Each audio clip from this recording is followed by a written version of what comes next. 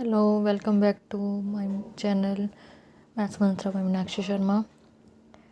चलिए हम 7.2 के क्वेश्चंस कर रहे थे, तो हमारे 5 क्वेश्चंस हो गए थे। तो अब हम क्वेश्चन नंबर 6 to 10 क्वेश्चंस करेंगे, लेकिन 6 to 10 में जो इम्पोर्टेंट होंगे वही करेंगे, सारे क्वेश्चंस हम नहीं करेंगे। तो क्वेश्चन नंबर 6 देखते हैं।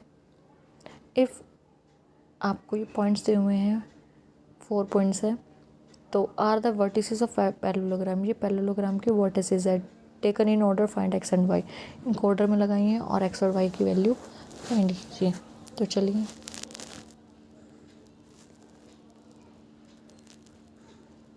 First we draw parallelogram. Parallelogram हमने ड्रॉ कर दिया। पैरेललोग्राम ड्रॉ कर दिया हमने A B C and D. AC and BD are the diagonal of parallelogram.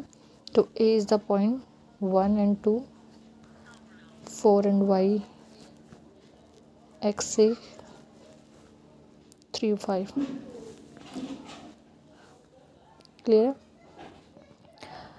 यहाँ पे हमने सेक्शन फार्मूला किया, हमने डिस्टेंस फार्मूला किया।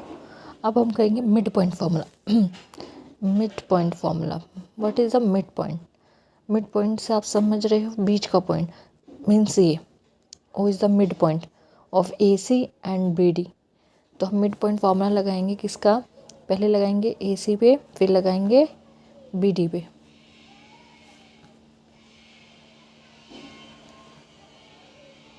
जब हमने AC पे लगाया मिड पॉइंट, तो हम किस तरीके से लगाएंगे देखिएगा। AC में पॉइंट क्या क्या है हमारे 1 and 2। तो मिड पॉइंट फार्मूला होता है x1 + x2 divided by 2,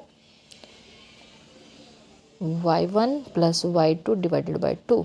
x1 is 1, x2 is x upon 2, y equals to y1 is 2, y2 is 6, तो 8/2 is 4। तो y की वैल्यू आ गई आपके पास 4 और x की वैल्यू आपके पास ये है।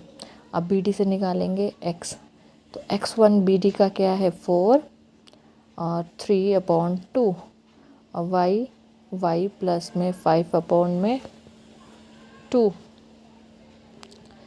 तो 7/2 एंड y + 5/2। अब इनको रिलेट कर देंगे हम।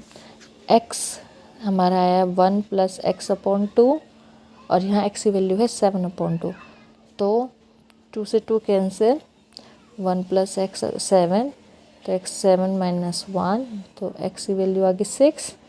ऐसे y को रिलेट कर देंगे, यहाँ 4 था और इक्वल टू y + 5/2, 1, तो क्रॉस मल्टीप्लाई, तो 4 2 ज़ा 8 + 5 इधर आके -5 हो जाएगा 3।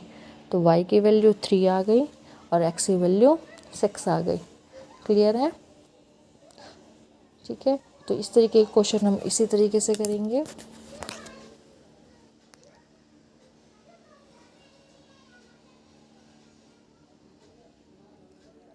You take this screenshot of this question. Okay, चलिए नेक्स्ट क्वेश्चन पे मूव करते हैं। सेवन्थ क्वेश्चन है, find the coordinate of a point A where AB is the diameter of a circle. AB क्या है? डायमीटर है सर्कल का। वो centre is 2 - 3 and B is 1 4। ठीक है, तो सबसे पहले एक सर्कल ड्रॉ किया रही है। को एग्ज़ाम में भी क्वेश्चन इसी तरीके से करना है। AB is the diameter of a circle. ये 2 और -3 इज़ द कोऑर्डिनेट। x और y हमें गिवन नहीं है। A के पॉइंट, B के पॉइंट हमें 1 और 4 गिवन है, तो वही मिड पॉइंट फॉर्मूला लगाएंगे। अब मिड पॉइंट फार्मूला कैसे लगाएंगे? वही x1 और y1 हो जाएगा। ये xy है, x1 + x2 डिवाइडेड बाई 2, तो x हो गया आपके पास 2, x1 is x, x2 is 1/2, ऐसे y1 + y2 डिवाइडेड बाई 2, तो y is -3, y1 is y, y2 is 4, तो वही क्रॉस मल्टीप्लाई, 2 2 ज़ा 4, x प्लस 1, तो 4 minus 1 equal to x, 3 equal to x. ऐसे ही -3 इंटू 2, वाई प्लस 4 -6 प्लस 4 इधर आके -4, तो आपका आ गया -10 इक्वल टू वाई। 3 - 10।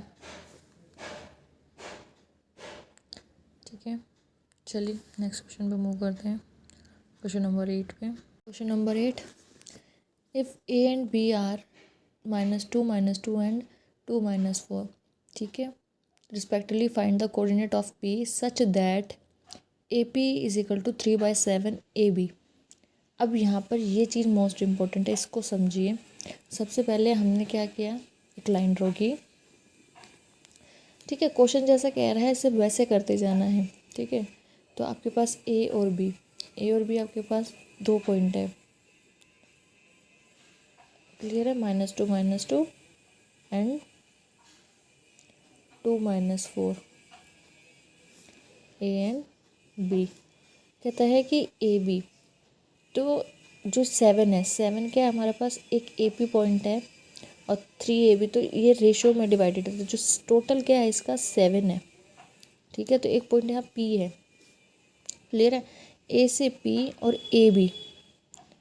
क्लियर है, तो आपके पास जो पूरा ये ए बी तो 7 है, जो ए पी और ये बी पी है, ये आपका 3:4 में टू 7 है, तो 3 पार्ट तो एक हो गया, कितना पार्ट बचा, 4। ठीक है, तो रेशो में ये होता है जो नीचे के गिवन होता है आपका डिनोमिनेटर, वो आपका होल होते पावर, कितनी जो भी वैल्यू दी गई है वो पूरा रेशो वो है, और जो ऊपर उसका पार्ट तो बचा जो है नेक्स्ट पार्ट होगा, तो 3 और 4, 3:4 हो गया।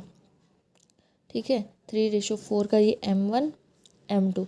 जब हमें m1 m2 मिल जाता है तो हमारा सेक्शन फार्मूला आ जाता है, जहाँ x1 और x2 y1 y2 मिल जाता है, जहाँ डिस्टेंस की बात हो जाती है डिस्टेंस फार्मूला, और जहाँ पर m1 m2 नहीं है, सेक्शन फार्मूला नहीं लग रहा, डिस्टेंस नहीं पूछा गया, तो वहाँ पे मिड पॉइंट फार्मूला।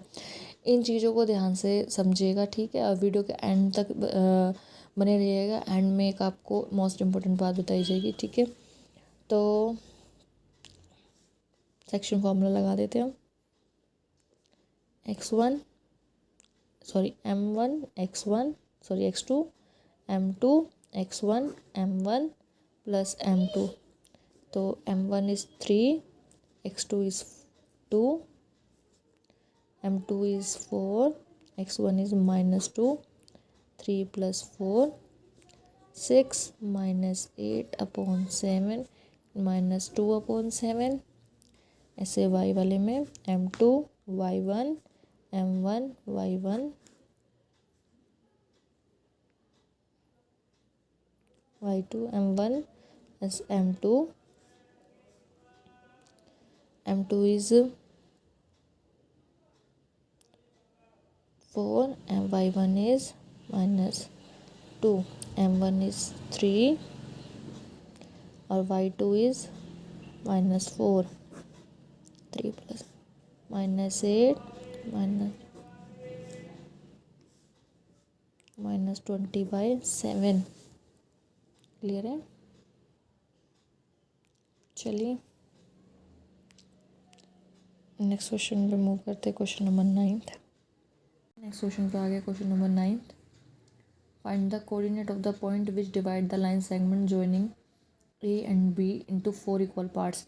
हमने जैसे क्वेश्चन नंबर 2 किया था सेम वैसे ही है। ठीक है, तो ये क्वेश्चन आप खुद करके कमेंट बॉक्स में इसका आंसर दीजिएगा। तो क्या है क्वेश्चन, चलिए देखते हैं। ए और बी एक लाइन है, इसको 4 इक्वल पार्ट्स में डिवाइड किया गया है, कर दिया हमने।